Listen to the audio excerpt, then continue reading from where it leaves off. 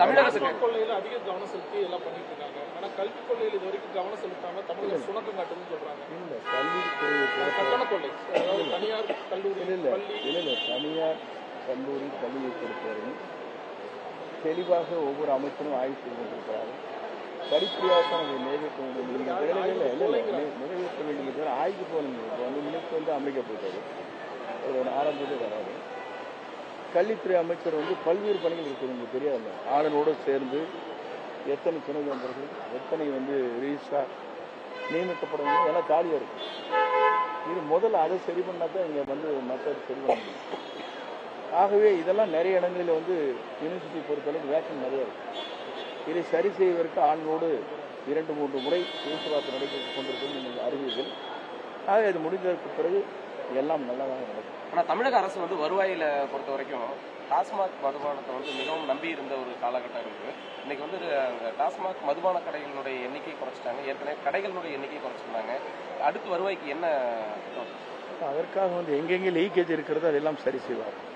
ஒவ்வொரு துறையும் என்னென்ன கூடுதலாக மதிப்பீடுகள் தயாரித்து டெண்டர் விடப்பட்டதெல்லாம் கண்டுபிடித்திருக்கிறார்கள். அதற்கெல்லாம் உரிய நடவடிக்கை எடுக்கிற போது அதிலிருந்து வருவாய் ஈட்டுவதற்கு வாய்ப்பு இருக்கு. தனியார் பள்ளிகளில் படிப்படியாக தான் பண்ண முடியும் அப்படின்னு சொல்றீங்க. இல்லை, படிப்படியாக நான் சொல்லவே இல்லை. ஒன்றும் சொல்லாதே நீங்கள் சொல்லிட்டீங்களே, படிப்படியாக பண்ணுறது இல்லை. இப்போ தனியார் கல்லூரிகள் பொறுத்தவரையும் தனியார் பள்ளியை பொறுத்தவரையும் நேர்மையான முறையில் ஆட்சி நடைபெற வேண்டும் நாம் கருதுகிறோம். எடுத்தெடுப்பில் தடார்புடன் அடிக்க முடியாது. நீங்கள் ஈக்குவலாக இருக்காங்க, அவங்களும் ஓரளவுக்கு 30% இருக்காங்க.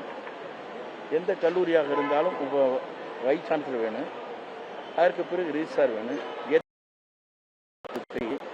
எத்தனை யூனிவர்சிட்டியில் வைஸ் சான்சலர் இல்லைங்கிறது உங்களுக்கு தெரியும். இதையெல்லாம் நிறைப்பனதுக்கு பிறகுதான் நடவடிக்கை எதுவாக இருந்தாலும் எடுக்க முடியுமே தவிர தனிப்பட்ட முறையில் அமைச்சர் நேரடியாக நடவடிக்கை எடுக்க இயலாது. கட்டணத்தை கண்காணிக்கிறது கட்டணங்கிறது வேறு. கட்டணம் முடிஞ்சு போச்சுன்னு எல்லாம் அட்மிஷனே முடிஞ்சு எல்லாம் காலேஜ் ஆரம்பிக்க போகுது. இப்போ கேள்வி கேட்டிருக்கீங்க. நாங்கள் இல்லை அதில் சொல்ல வரை கேளுங்க, இந்த கேள்வி மடக்கூடாது. நான் சொல்லி முடிக்கிறேங்க ப்ளீஸ். என்னங்க, ஒரு அரசு பொறுப்பேற்றதற்கு பிறகு என்னென்ன செயல்பாடுகளை செய்யலாம், எதை செய்தால் சரியாக இருக்குன்னு யோசிக்கிற நாட்கள் இருக்கிறது. அதைத்தான் நாங்கள் தெளிவாக சொன்னோம். எங்களுக்கு ஒரு 6 மாத காலம் பொறுத்திருங்கள், என்னென்ன நடவடிக்கை நாங்கள் மேற்கொள்வோம் என்று நீங்கள் பார்த்து தெரிந்து கொள்ளலாம் என்று முதலமைச்சர் சொல்லியிருக்காரு. இப்போ 55 நாள் தான் ஆயிருக்கு. அனுபவம் வாய்ந்து ஒருத்தர் மட்டும் பண்ணிட முடியாது.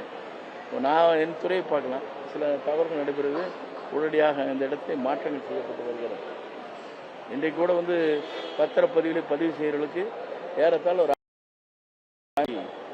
நேரடியாகவே பத்திரப்பதிவு செய்த உடனேயே அவர்களுக்கு ஆன்லைன் மூலமாகவே அவர்களுக்கு அந்த பத்திரப்பதிவு செய்ததற்கு பிறகு பட்டாக்கள் உடனடியாக அதிலே சரி செய்யப்பட இருக்கிறது.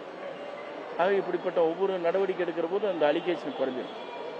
ஓகே, நன்றி.